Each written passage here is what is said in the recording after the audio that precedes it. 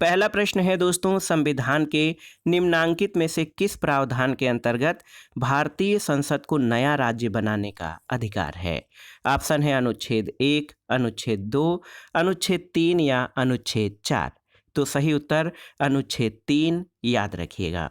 दोस्तों, भारतीय संविधान के अनुच्छेद 3 के तहत नए राज्यों के निर्माण, उनके क्षेत्र, सीमा और नाम में परिवर्तन का अधिकार भारतीय संसद में निहित है। तो याद रखिएगा दोस्तों, भारतीय संविधान के अनुच्छेद 3 के अंतर्गत भारतीय संसद को नया राज्य बनाने का अधिकार है। साथ ही नए राज्यों के निर्माण के साथ उनके क्षेत्रों, सीमाओं और नाम में परिवर्तन का अधिकार भी भारतीय संसद में निहित है। अगला प्रश्न है, संविधान के प्रथम अनुच्छेद के अनुसार भारत है क्या? तो आप जानते हैं संविधान के प्रथम अनुच्छेद के अनुसार भारत जो है राज्यों का यूनियन यानी यूनियन ऑफ स्टेट है। तो याद रखिएगा संविधान के अनुच्छेद 1 में निर्धारित किया गया है कि भारत अर्थात इंडिया राज्यों का संघ यानी यूनियन होगा। अगला प्रश्न है दोस्तों, भारत में संघ राज्यों का प्रशासन होता है कैसे? राष्ट्रपति द्वारा, उपराज्यपाल के द्वारा, गृह मंत्री द्वारा या फिर प्रशासक के द्वारा? तो सही उत्तर क्या हो जाएगा? राष्ट्रपति के द्वारा। दोस्तों, भारतीय संविधान के अनुच्छेद 239(1) के अनुसार संसद द्वारा बनाई गई विधि या अन्यथा उपबंधित के सिवाय प्रत्येक संघ राज्य क्षेत्र का प्रशासन राष्ट्रपति द्वारा ऐसे पद विधान सहित नियुक्त किए गए प्रशासक के माध्यम से किया जाता है। तो याद रखिएगा भारत में संघ राज्य क्षेत्रों का जो प्रशासन है वो राष्ट्रपति द्वारा होता है। अगला प्रश्न है, भारतीय संघ के अंतर्गत किसी राज्य को मिलाने का अधिकार किसे है? भारत के राष्ट्रपति को, प्रधानमंत्री को, संसद को या फिर सर्वोच्च न्यायालय को? तो सही उत्तर क्या हो जाएगा? संसद को। आप जान लीजिए कि भारतीय संघ के अंतर्गत किसी राज्य को मिलाने का अधिकार संसद को है। अनुच्छेद 2 के अनुसार वह नए राज्यों का भारतीय संघ में प्रवेश कर सकती है। अगला प्रश्न है, प्रश्न संख्या 5 कि यदि भारतीय संघ में एक नए राज्य का सृजन किया जाना है तो संविधान की किस अनुसूची का संशोधन करना आवश्यक होगा? ऑप्शन देखिए, 5वीं अनुसूची, तीसरी अनुसूची, दूसरी अनुसूची या प्रथम अनुसूची? तो सही उत्तर क्या हो जाएगा? सही उत्तर प्रथम अनुसूची। इसमें संघ और राज्य क्षेत्रों के नाम दिए गए हैं। दोस्तों, आप जान लीजिए कि संविधान की पहली अनुसूची में राज्यों और उनके क्षेत्रों का विवरण है, इसलिए भारतीय संसद में किसी नए राज्य के सृजन के लिए पहली अनुसूची में संशोधन करना आवश्यक होगा। अगले प्रश्न पर आते हैं, संविधान में हमारे राष्ट्र का उल्लेख किन नाम या नामों से किया गया है? ऑप्शन है भारत तथा इंडिया, केवल भारत, हिंदुस्तान तथा इंडिया या फिर भारत, हिंदुस्तान तथा इंडिया? तो सही उत्तर क्या हो जाएगा? सही उत्तर भारत तथा इंडिया। दोस्तों, संविधान में हमारे राष्ट्र का उल्लेख दो नामों भारत तथा इंडिया के रूप में किया गया है। अनुच्छेद 1 का उपखंड 1 ये उल्लेख करता है कि भारत अर्थात इंडिया राज्यों का संघ होगा, यानी India that is Bharat shall be A union of states. अगला प्रश्न है, लोकसभा में केंद्र शासित प्रदेशों के लिए कितनी सीटें या स्थान आरक्षित हैं? ऑप्शन है 20, 25, 30 या कोई सीट आरक्षित नहीं है। तो सही उत्तर क्या हो जाएगा? 20 सीटें। दोस्तों, संविधान के अनुच्छेद 81 के अनुसार लोकसभा के लिए अधिकतम 530 सदस्य राज्यों के निर्वाचन क्षेत्रों से और अधिकतम 20 सदस्य केंद्र शासित प्रदेशों से निर्वाचित हो सकते हैं। वर्तमान में संघ राज्य क्षेत्रों की लोकसभा सीटों की संख्या 19 है, लेकिन जो सीटें हैं वो 20 सीटें आवंटित हैं। अगला प्रश्न है कि राज्य पुनर्गठन आयोग ने 1 नवंबर 1956 को कितने राज्य तथा कितने संघ राज्य बनाए थे? ऑप्शन है 14 राज्य और 6 संघ राज्य, 17 राज्य और 6 संघ राज्य, 14 राज्य और 8 संघ राज्य या फिर 17 राज्य और 8 संघ राज्य? तो सही उत्तर हो जाएगा 14 राज्य और 6 संघ शासित प्रदेश। दोस्तों, आप जान लीजिए कि स्वतंत्रता के बाद नए राज्यों के निर्माण के लिए न्यायमूर्ति फजल अली की अध्यक्षता में एक राज्य पुनर्गठन आयोग का गठन किया गया था। इसकी सिफारिश पर 14 राज्य और 6 संघ राज्य क्षेत्र जो है स्थापित किए गए थे। अगले प्रश्न पर आते हैं कि भारत में कितने राज्य और संघीय प्रदेश हैं। ऑप्शन आप देख सकते हैं, बिना ऑप्शन के ही बता दीजिए कि वर्तमान में दोस्तों भारत में 28 राज्य और 8 संघ राज्य क्षेत्र हैं। ऑप्शन डी आपका सही उत्तर हो जाएगा। तो याद रखिएगा, वर्तमान में भारत में 28 राज्य और 8 केंद्र शासित प्रदेश हैं। अगला प्रश्न है, भाषाई आधार पर सबसे पहले किस राज्य का गठन हुआ है, आपको बताना है। राजस्थान, आंध्र प्रदेश, मध्य प्रदेश या कर्नाटक। तो सही उत्तर आंध्र प्रदेश। और हमारे सभी साथी जानते भी हैं कि भाषाई आधार पर सबसे पहले आंध्र प्रदेश का पृथक राज्य के रूप में सृजन 1953 में हुआ था। अगले प्रश्न पर आते हैं दोस्तों, भारत में राज्य पुनर्गठन आयोग की संस्तुति के आधार पर राज्यों का पुनर्गठन किस वर्ष किया गया था, आपको बताना है। बहुत ही महत्वपूर्ण प्रश्न है। ऑप्शन है 1947, 1951, 1956 या फिर 1966। तो सही उत्तर हो जाएगा 1956, ऑप्शन सी। दोस्तों भारत में राज्य पुनर्गठन आयोग की संस्तुति के आधार पर राज्यों का जो पुनर्गठन है वो वर्ष 1956 में किया गया था। अगला प्रश्न है, सिक्किम भारत का एक राज्य बनाया गया था किस संशोधन के द्वारा। तो सही उत्तर 35वें संशोधन के द्वारा। दोस्तों 35वें संविधान संशोधन 1974 के तहत सिक्किम को भारत में संयुक्त राज्य के रूप में शामिल किया गया था और 36वें संविधान संशोधन 1975 के द्वारा सिक्किम को पूर्ण राज्य यानी भारत के 22वें राज्य के रूप में भारतीय संघ में शामिल किया गया। तो एक बार फिर से सुनिए कि 35वें संशोधन 1974 के द्वारा सिक्किम को भारत में जो है एसोसिएट स्टेट यानी संयुक्त राज्य के रूप में शामिल किया गया था और 36वें संविधान संशोधन 1975 के द्वारा सिक्किम को जो है ये पूर्ण राज्य यानी भारत के 22वें राज्य का दर्जा दिया गया था। और ये प्रश्न बार बार परीक्षाओं में पूछा गया है। अगला प्रश्न है, निम्नलिखित में से कौन संघ राज्य क्षेत्र नहीं है। ऑप्शन है अंडमान निकोबार द्वीप समूह, दमन और दीव, गोवा और पुडुचेरी। तो सही उत्तर क्या हो जाएगा दोस्तों, आप जान लीजिए गोवा जो है ये राज्य के अंतर्गत है, न कि संघ राज्य क्षेत्र के अंतर्गत। तो याद रखिएगा कि भारतीय संविधान की पहली अनुसूची में राज्यों और संघ राज्य क्षेत्रों का उल्लेख है। इस अनुसूची में गोवा राज्यों के अंतर्गत जबकि शेष विकल्प में संघ राज्य क्षेत्रों के अंतर्गत शामिल है। अगला प्रश्न है, दिल्ली है एक क्या? एक राज्य है, केंद्र शासित प्रदेश है, स्वायत्त शासित परिषद है या इनमें से कोई नहीं। तो सही उत्तर है दिल्ली एक यूनियन टेरिटरी यानी केंद्र शासित प्रदेश है। दोस्तों याद रखिएगा, संविधान की पहली अनुसूची के अनुसार दिल्ली एक संघ राज्य क्षेत्र या केंद्र शासित प्रदेश है। अगले प्रश्न पर आते हैं, निम्नलिखित में से कौन सा एक गलत है, आपको बताना है। ऑप्शन है गोवा को 1987 में पूर्ण राज्य का दर्जा मिला था। देखिए गोवा को 1987 में पूर्ण राज्य का दर्जा मिला, सही है। दीव खंभात की खाड़ी में एक टापू है, सही है। दमन और दीव को भारतीय संविधान के 56वें संशोधन द्वारा गोवा से अलग किया गया, सही है। और दादरा और नगर हवेली वर्ष 1954 तक फ्रांसीसी औपनिवेशिक शासन के अंतर्गत थे, ये आपका गलत है। कैसे? तो दोस्तों दादरा और नगर हवेली 1954 तक पुर्तगाली शासन के, न कि फ्रांसीसी शासन के, याद रखिएगा पुर्तगाली शासन के अधीन थे। अंतर्राष्ट्रीय न्यायालय के भारत के पक्ष में निर्णय के बाद दादरा और नगर हवेली को भारत में मिला लिया गया था और जो ऊपर के अन्य 3 कथन हैं ABC वो आपके सही हैं। केवल आपसे पूछा गया है कौन सा कथन गलत है, तो ऑप्शन डी आपका गलत है। अगला प्रश्न है, निम्नलिखित में से किस राज्य को केंद्र सरकार द्वारा विशेष श्रेणी दर्जा कभी प्रदान नहीं किया गया? बिहार, सिक्किम, हिमाचल प्रदेश, जम्मू और कश्मीर या उपर्युक्त में से कोई नहीं। तो सही उत्तर क्या हो जाएगा दोस्तों? सही उत्तर आपका हो जाएगा ऑप्शन ए बिहार। देखिए दोस्तों, आप जान लीजिए कि अब तक कुल 11 राज्यों को विशेष श्रेणी का दर्जा दिया गया है। इसमें 8 राज्य पूर्वोत्तर भारत से जबकि 3 हिमालयी क्षेत्र से, उत्तराखंड, हिमाचल प्रदेश, जम्मू कश्मीर हैं। और इस तरह बिहार को केंद्र सरकार द्वारा विशेष श्रेणी का दर्जा कभी नहीं दिया गया।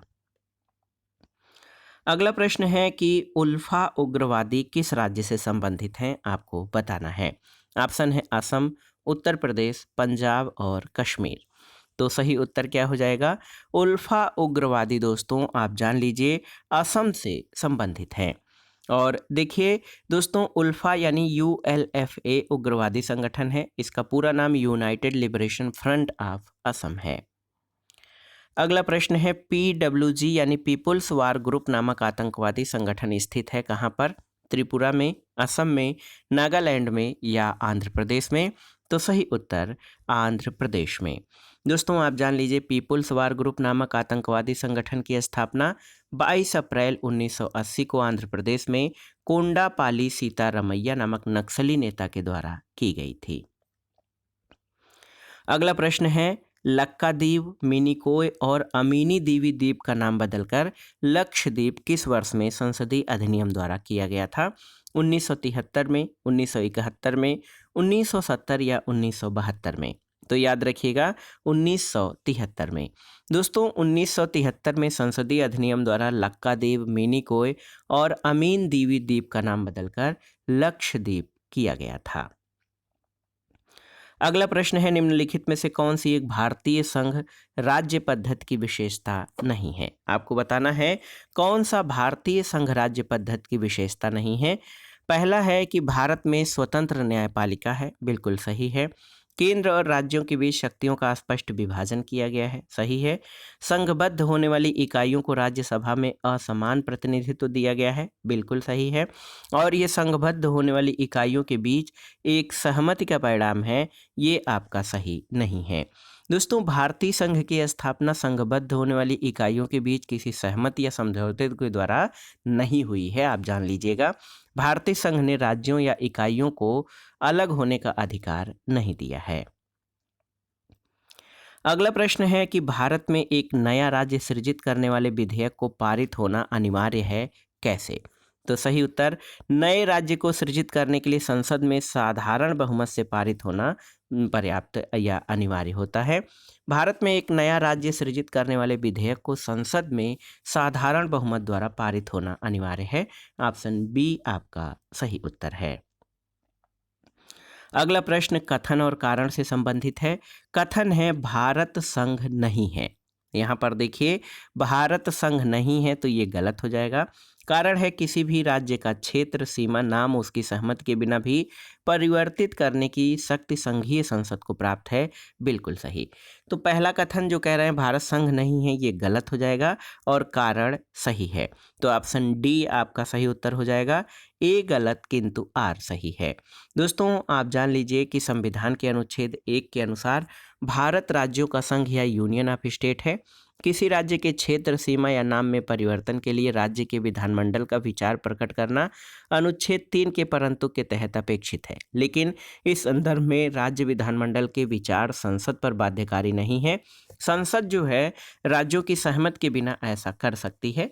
तो ए गलत है, आर सही है। अगला प्रश्न है दोस्तों संवैधानिक प्रावधानों के अनुसार राज्यों की सीमाओं को बदलने के लिए किसके सहमति की आवश्यकता होगी? राज्य के विधानसभा सदन की, राज्य के मुख्यमंत्री की, राज्य की या राज्य की नहीं? तो सही उत्तर है राज्य की नहीं। दोस्तों आप जान लीजिए कि संवैधानिक प्रावधानों के अनुसार राज्यों की सीमाओं को बदलने के लिए राज्य के सहमति की आवश्यकता नहीं है। अगला प्रश्न बहुत ही महत्वपूर्ण है, कूट पर आधारित है।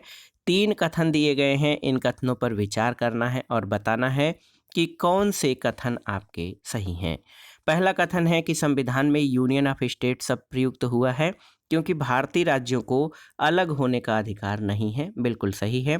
एस के धर आयोग ने राज्यों के पुनर्गठन के लिए भाषा के आधार की अपेक्षा प्रशासनिक सुविधा को वरीयता दी थी, बिल्कुल सही है। तीसरा है कि पंडित नेहरू, सरदार पटेल और पट्टाभी सीतारमैया की अध्यक्षता में कांग्रेस कमेटी राज्यों के पुनर्गठन में भाषाई आधार के पक्ष में नहीं थी। तो ये जो है तीनों ही कथन आपके सही हैं। ऑप्शन डी आपका सही उत्तर हो जाएगा। दोस्तों डॉक्टर अंबेडकर के शब्दों में संविधान में प्रयुक्त यूनियन ऑफ स्टेट शब्द का अर्थ है कि संघ राज्य समझौते का परिणाम नहीं होने के कारण किसी भी राज्य को संघ से अलग होने का अधिकार नहीं है। यस के धर आयोग 1948 में बना था। इसने भाषाई आधार पर राज्यों के पुनर्गठन का विरोध किया था और इस संदर्भ में प्रशासनिक सुविधा को वरीयता दी थी। 1948 में गठित पंडित नेहरू, सरदार पटेल और पट्टाभी सीतारामैया की कमेटी ने अप्रैल 1949 में प्रस्तुत अपनी संस्तुतियों में राज्यों के पुनर्गठन में भाषाई आधार को अस्वीकृत कर दिया था। तीनों ही कथन आपके सही हैं। अगला प्रश्न है दोस्तों, यहाँ पर देखिए कोड आधारित है। भारतीय संघात्मक व्यवस्था के संदर्भ में निम्नलिखित में से कौन सा कथन सही है? पहला कथन है कि भारतीय संविधान के अंतर्गत राज्यों को संघ से अलग होने का अधिकार नहीं है, बिल्कुल सही है।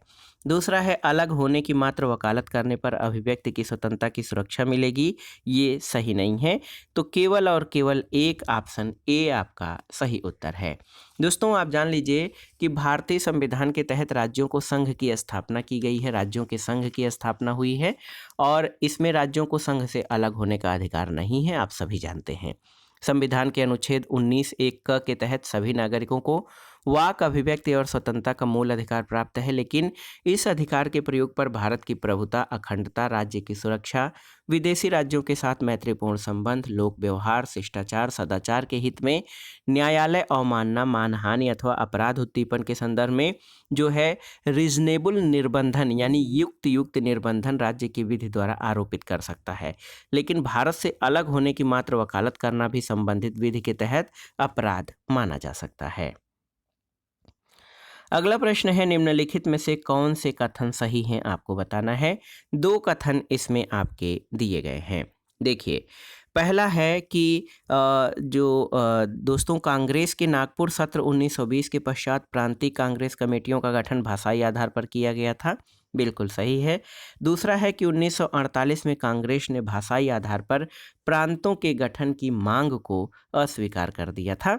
तो ऑप्शन डी आपका सही उत्तर है। दोनों ही आपके सही है। तो दोस्तों कांग्रेस के नागपुर सत्र या नागपुर अधिवेशन 1920 के बाद प्रांतीय कांग्रेस समितियों का गठन भाषाई आधार पर किया गया और 1948 में कांग्रेस ने भाषाई आधार पर प्रांतों के गठन की मांग को अस्वीकार किया था। तो याद रखिएगा कि दिसंबर 1948 में कांग्रेस द्वारा इस आयोग की संस्तुतियों पर विचार के लिए जवाहरलाल नेहरू, वल्लभ भाई पटेल और पट्टाभी सीतारामैया की 3 सदस्यीय जेवीपी समिति का गठन किया गया था, जिसने अप्रैल 1949 में अपनी रिपोर्ट प्रस्तुत की और भाषाई आधार पर प्रांतों के गठन की मांग को अस्वीकार किया था। तो विकल्प डी आपका सही उत्तर हो जाएगा। अगला प्रश्न सूची 1 का सूची 2 से मिलान करना है। यहाँ पर देखिए राज्य और उनके अस्तित्व में आने का वर्ष है। नागालैंड 1963 में, झारखंड आप सभी लोग जानते हैं बिहार से अलग होकर 2000 में एक नया राज्य बना। तेलंगाना जो है ये 2014 में इसका गठन हुआ आंध्र प्रदेश के एक हिस्से के रूप में अलग करके, और सिक्किम 1975 में भारत का जो है 22वां राज्य बना था। तो यहाँ पर सही मिलान हो जाएगा बी ए 2-1-4-3। यहाँ पर देखिए 2-1-4-3 ऑप्शन बी आपका सही उत्तर है। अगला प्रश्न है निम्नलिखित भारतीय राज्यों का उनके निर्माण के अनुसार कालक्रम बनाएं और अंत में दिए गए कोड का प्रयोग करके हुए सही उत्तर का चयन करें। तो सिक्किम सबसे पहले आप देखिए 1975 में इसका गठन हुआ था। अरुणाचल प्रदेश का 1987 में। छत्तीसगढ़ आप जानते हैं 1 नवंबर सन 2000 को बना था छत्तीसगढ़, और झारखंड जो है 15 नवंबर 2000 को, तो 14 दिन बाद झारखंड बना था। तो यहाँ पर सही उत्तर 4-2-1-3 ऑप्शन बी आपका सही उत्तर हो जाएगा। देखिए बहुत ही महत्वपूर्ण प्रश्न है, ऑप्शन बी आपका सही उत्तर हो जाएगा। अगले प्रश्न पर चलते हैं दोस्तों। राज्य और उनके गठन होने का वर्ष आपको मिलान करना है। देखिए महत्वपूर्ण प्रश्न है। तो इसमें आप देखिए सिक्किम जो है सिक्किम 1975 में इसकी स्थापना हुई, नागालैंड 1963 में, हरियाणा 1966 में, और दोस्तों अरुणाचल प्रदेश जो है 1987 में इसका गठन हुआ था। अरुणाचल प्रदेश का पहले जो नाम था नॉर्थ ईस्ट फ्रंटियर एजेंसी था। तो ऑप्शन बी आपका सही उत्तर हो जाएगा। नागालैंड नहीं, कौन सा ऑप्शन आप देखिए, ऑप्शन बी आपका सही उत्तर हो जाएगा। नागालैंड 1963 में बना, फिर 1966 में हरियाणा बना, सिक्किम 1975 और सबसे लास्ट में इसमें अरुणाचल प्रदेश 1987 में। तो ऑप्शन बी आपका सही उत्तर हो जाएगा। प्रश्न संख्या 30 है, कावेरी जल विवाद के अंतर्गत आने वाले राज्य कौन कौन से हैं? तो आप देख लीजिए, कावेरी जल विवाद के अंतर्गत जो राज्य आते हैं उसमें तमिलनाडु, पुडुचेरी, केरल, कर्नाटक, तमिलनाडु, पुडुचेरी और केरल। ऑप्शन डी आपका सही उत्तर हो जाएगा। बहुत ही महत्वपूर्ण प्रश्न है दोस्तों। कावेरी जल विवाद के अंतर्गत जो राज्य हैं उसमें कर्नाटक, तमिलनाडु, पुडुचेरी और केरल शामिल हैं। अगला प्रश्न और इस वीडियो का आखिरी प्रश्न है कि नीचे दिए गए अभिकथन ए और कारण आर के आधार पर सही उत्तर का आपको चयन करना है। कथन है कि भारत का क्षेत्र राज्यों के कुल क्षेत्र की तुलना में ज़्यादा है। कारण है कि भारत राज्यों का एक संघ है। तो यहाँ पर ए और आर दोनों सही हैं, लेकिन आर ए की व्याख्या नहीं करता है। कैसे? दोस्तों, भारत का कुल क्षेत्र राज्यों के कुल क्षेत्र की तुलना में अधिक है, क्योंकि भारत में वर्तमान में 28 राज्यों के साथ 8 संघ राज्य क्षेत्र भी हैं। साथ ही संविधान के अनुसार भारत राज्यों का एक संघ है, इसलिए ए और आर यानी कथन और कारण दोनों सही हैं, लेकिन आर ए की सही व्याख्या नहीं करता है। यहाँ पर ऑप्शन ए आपका सही उत्तर हो जाएगा। तो दोस्तों, ये था आज का वीडियो। भारतीय संविधान एवं राज्य व्यवस्था के अंतर्गत राज्य और संघ राज्य क्षेत्र से संबंधित महत्वपूर्ण प्रश्नों का प्रैक्टिस सेट, जो आपके आगामी विभिन्न परीक्षाओं के सामान्य अध्ययन के साथ विभिन्न राज्यों द्वारा आयोजित की जाने वाली अध्यापक भर्ती परीक्षाओं के नागरिक शास्त्र खंड के लिए बहुत ही उपयोगी हैं। आप इन प्रश्नों को तैयार कर लीजिएगा। वीडियो आपको कैसा लगा हमें कमेंट बॉक्स में ज़रूर बताइएगा। वीडियो को लाइक करें, शेयर करें और इस चैनल को सब्सक्राइब करें। वीडियो देखने के लिए धन्यवाद दोस्तों। नमस्कार।